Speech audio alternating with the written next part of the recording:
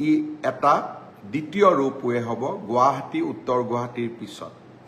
গুৱাহাটী উত্তৰ গুৱাহাটীৰ ৰোপৱেৰ লগতো মই জড়িত হৈ আছিলোঁ। আজি আৰু এটা ৰোপৱে নিৰ্মাণৰ লগত জড়িত হ'বলৈ পাই সঁচাকৈয়ে মনত প্ৰাপ্তিৰ আনন্দ অনুভৱ কৰিলোঁ। মোৰ মনত এটা ডাঙৰ ইচ্ছা আছে, খানাপাৰাৰ পৰা গুৱাহাটী বিমানবন্দৰলৈ আমি যদি ৰোপৱে এটা দি যাব পাৰোঁ, তেতিয়াহ'লে আমাৰ বহুত টকা পইচাৰ খৰচ বাচি যাব, প্ৰদূষণ মুক্ত হ'ব। আজি তাৰো প্ৰাৰম্ভিক আলোচনা আমাৰ অভিযন্তাসকলৰ লগত বহি একেলগে আগবঢ়ালোঁ। কামাখ্যা ৰেলৱে ষ্টেচনৰ পৰা মা কামাখ্যা মন্দিৰলৈ যোৱা আন এটা ৰোপৱেৰ কাম কাজো ইতিমধ্যে আমি হাতত লৈছোঁ। এনেকৈ এখন আমি লাহে লাহে আধুনিক আৰু বিকশিত অসমৰ দিশলৈ গতি কৰিছোঁ। অহাকালি দিনটো আমাৰ বাবে আৰু এটা প্ৰাপ্তিৰ দিন। আজিৰ পৰা কেইমাহমান আগতে আমি এটা আঁচনি আৰম্ভ কৰিছিলোঁ, মহিলা উদ্যমিতা আঁচনি। অৰ্থাৎ অসমৰ আত্মসহায়ক গোটৰ সদস্যসকলক ব্যক্তিগতভাৱে উপাৰ্জনমুখী কামত জড়িত কৰিবলৈ 10,000 টকাকৈ আমি সহায় কৰিম। এই 10,000 টকাৰ সদব্যৱহাৰ হ'লে ভৱিষ্যতে আমি 25,000 টকা আৰু 25,000 টকাও উৎপাদনমূলক কামত ব্যয় কৰিলে ভৱিষ্যতলৈ বেংকৰ সৈতে 50,000 টকা। যেতিয়া মই এই আঁচনিটোৰ কথা কৈছিলোঁ, মহিলা সমাজে অত্যন্ত উৎসাহেৰে আগবাঢ়ি আহিছিল। আঁচনিটো ৰূপায়ণৰ নীতি নিয়ম পালন কৰোঁতে কিছু সময় লাগিলে।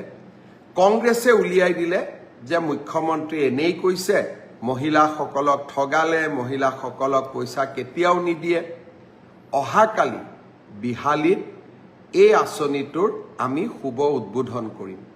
বিহালীত 23,000 মহিলাই এই আঁচনিটোৰ প্ৰথম পৰ্যায়ৰ 10,000কৈ টকা লাভ কৰিব। এই আঁচনিটোৰ জৰিয়তে অসমৰ আমি 27 লাখ মহিলাক 10,000 টকাকৈ প্ৰদান কৰিম, 2,700 কোটি টকা। আৰু নগৰ অঞ্চলতো 3 লাখ মহিলাক এই আঁচনি আমি প্ৰদান কৰিম, তাতো আমাৰ প্ৰায় 300 কোটি টকা। অৰ্থাৎ আমাৰ আই মাতৃসকলক উৎপাদনমুখী আৰু মহিলা সবলীকৰণৰ দিনত কালি আকৌ এটা বিশাল পদক্ষেপ। অৰুণোদয়ৰ পিছত মহিলা সবলীকৰণৰ ক্ষেত্ৰত অসমে অহাকালি আৰু এটা শক্তিশালী খোজ পেলাব। বিহালীৰ কালি সভাখনৰ বাবে নিশাটো অপেক্ষা কৰিম। মই সকলো আই মাতৃসকলক শুভকামনা জনাইছোঁ। আজি গহপুৰলৈ গৈছিলোঁ, GNM স্কুল এখনৰ শুভ উদ্বোধন হ'ল আৰু কনকলতা বিশ্ববিদ্যালয়ৰ বিষয়েও ৰাইজৰ লগত কথা বতৰা পাতিলোঁ।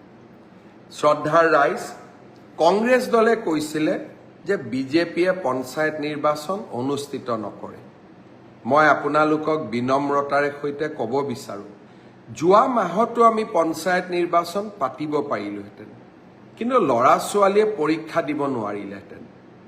ল'ৰা ছোৱালীৰ স্বাৰ্থ, মোৰ ভাগিনসকলৰ স্বাৰ্থ মোৰ বাবে আটাইতকৈ ওপৰত। পৰীক্ষাৰ পৰিৱেশ শেষ হৈ গ'ল। অহা 2 এপ্ৰিলৰ পৰা 5 এপ্ৰিলৰ ভিতৰত নিৰ্বাচনী আয়োগে পঞ্চায়ত নিৰ্বাচন ঘোষণা কৰিব। আমি শিক্ষাৰ আন্দোলনো কৰিম, গণতন্ত্ৰৰ আন্দোলনো কৰিম। কংগ্ৰেছ দলৰ আৰু এটা প্ৰচাৰ অহা 3-4 দিনৰ ভিতৰত ভুৱা বুলি প্ৰমাণ হ'ব। 2 তাৰিখে মই যোৰহাটলৈ যাম। যোৰহাট চিকিৎসা মহাবিদ্যালয়ৰ সন্মুখত এখন সুন্দৰ উৰণীয়া সেতুৰো শুভ উদ্বোধন কৰিম। আৰু 2 তাৰিখে সন্ধিয়াও আমি সমগ্ৰ অসমতে ইতিমধ্যে আৰম্ভ কৰা খেল মহাৰণৰ জিলা পৰ্যায়ৰ প্ৰতিযোগিতাসমূহো গুৱাহাটীত আৰম্ভ কৰিম। এই কথাখিনি কৈ থাকোঁতে মোৰ এটা কথা মনত পৰিলে। যেতিয়া পঞ্চায়ত নিৰ্বাচন হ'ব, একাদশমান শ্ৰেণীৰ 3খন পৰীক্ষাৰ যি প্ৰশ্ন কাকত